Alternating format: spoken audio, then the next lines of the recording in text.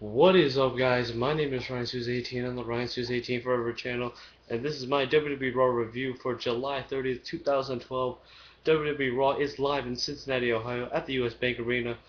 Before Monday Night Raw would hit on the air, we would have breaking news that there was a pyrotechnic accident before Monday Night Raw had started, which would have fans evacuate the building earlier before the show had even started, so there wasn't really a lot of fans around the arena, but they were told to be evacuated, whatever fans were in the arena and whatever employees at the arena were told to be escorted out of the arena due to the fire hazard or the pyrotechnic accident. We start off with CM Punk addressing the WWE Universe. He says that at the end of the 1000th episode of Monday Night Raw, he left with a bad taste in his mouth. He went to the commentary. He went straight to Jerry Lawler and says that Jerry is wrong about saying Punk has turned his back on the fans or the WWE Universe. He says that The Rock showed him a lack of respect, so he gave him the GTS. And Cena and Punk go at it. And then AJ's music hits and announces that tonight for the main event it will be Big Show versus John Cena. Winner will face CM Punk at SummerSlam, and that'll be the end of that little segment. So we get a little bit of an explanation from CM Punk on why he did it. Not really a lot, but I guess I'll do for right now as we get building into this feud. Into the storyline, excuse me. Um, then we would have Alberto Del Rio versus Santino Marella, the United States champion. Um, Pretty much, Del Rio wins. I don't really like Del Rio's new attire with the whole black and gold. Not the attire. The attire's the same. It's just the colors I don't like. The black and gold doesn't really look good on. Just go to the freaking gold and white that they have in WWE 12, and use white and gold. I don't care. Just don't use black and gold. It doesn't really look good on you. I'm sorry. And not trying to be gay. That's just my opinion. But anyway, guys. After the match, he says he is better than everyone else. He says that everyone else is under him, such as Sheamus, Santino Marella, and the WWE Universe. Then we would have his Vicky Guerrero doing a dance-off with Brodus Clay in the ring. I think he was getting ready to face Damien Sandow. Sandow would come out, speaking of him, and would beat on Brodus Clay, taking off his chain and being the envious Damien Sandow after being humiliated last week on the 1000th episode of Monday Night Raw with D-Generation X. Then we would have is the WWE Universe would decide what match we would like to see between Sheamus and Daniel Bryan. Would it be a street fight? Will it be false count anywhere? Would it be a no holds barred match? And it would be announced that it would be a street fight match between Sheamus and Daniel Bryan. Pretty much Sheamus dominates throughout the match. It was a pretty good match.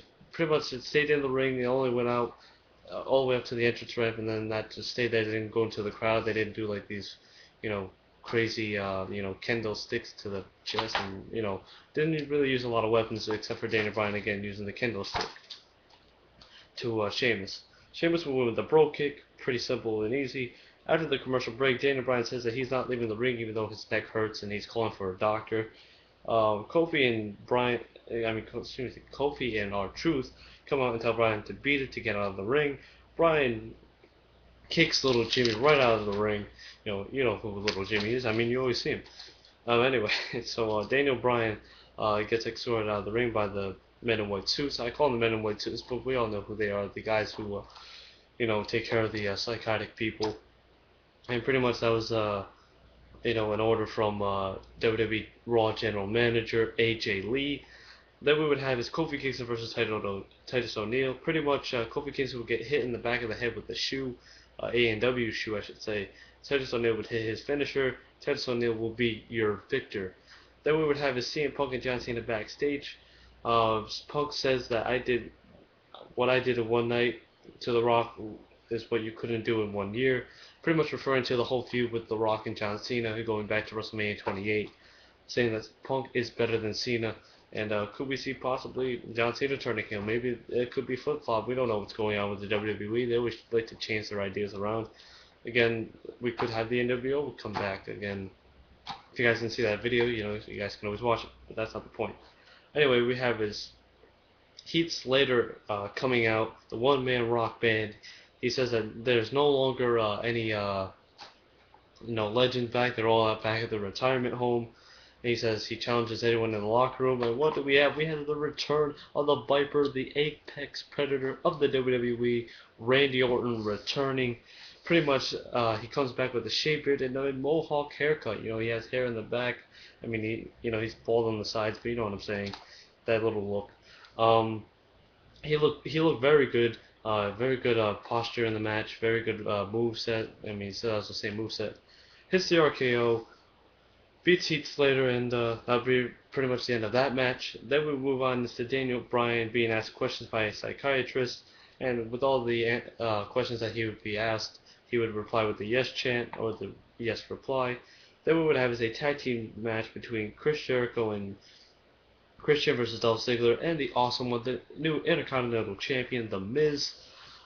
Pretty much, Christian would poke The Miz in the eye, and Chris Jericho would hit the code breaker for the 1, 2, 3 count. Then we would have is another segment backstage with Daniel Bryan and the psychiatrist. This time with the ink blob, you know, where people would get asked, what's this, and they'll say it's an airplane or whatever, and pretty much all the pictures would lead up into a go face, and he would get upset, referring to Charlie Sheen, The Rock, and other superstars who had made fun of him the previous week on the 1000th episode of Monday Night Raw. Then we would have is Tenzai, Lord Tenzai or Tenzai versus Tyson Kidd. This rivalry has been going on for about the past month. I'm not really. I mean, I'm enjoying it. I mean, it's a good push for Tyson Kidd, I guess, to keep, I guess, winning against Tenzai. Tenzai would pull off with the victory, but then would attack Tyson Kidd after the match, and the referee would reverse the decision, and Tyson Kidd would be your victor. And he would hit. He would actually hit and attack his own manager, Sakamoto. And then that would be the end of that match, and Tenzai is left still psychotic and beating up his own men. Then we would have is Kane attacking Daniel Bryan. Pretty much Daniel Bryan was done with his test with the psychiatrist, and Kane comes out, pretty much says, "Hello, Daniel, I am your anger management teacher," and smashes Daniel Bryan's face against the wall. Then we would have is CM Punk coming out and being the special guest commentator for Show versus Cena for the #1 contendership match.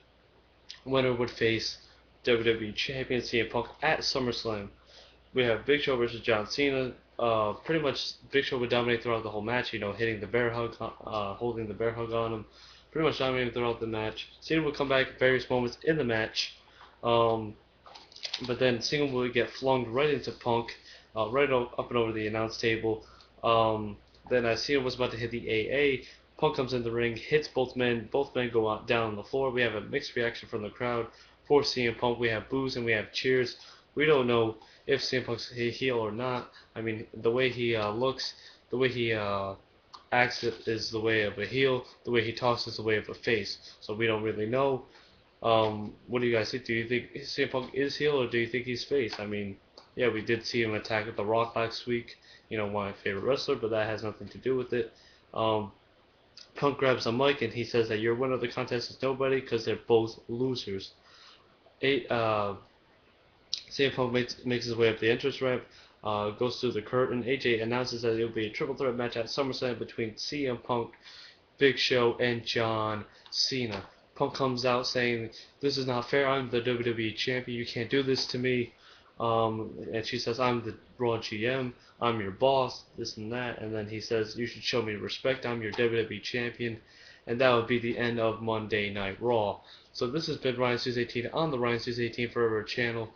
What did you guys think about Monday Night Raw? Did you like it? Did you hate it? It wasn't the best Raw. This is the 1001 episode of Monday Night Raw. Did you like it? Did you not like it? Again, it wasn't the best Raw. It was a good ending, another CM Punk mystery to be solved. This has been Ryan Suze 18. What are your thoughts about Monday Night Raw once again? And I'm out, guys. Peace.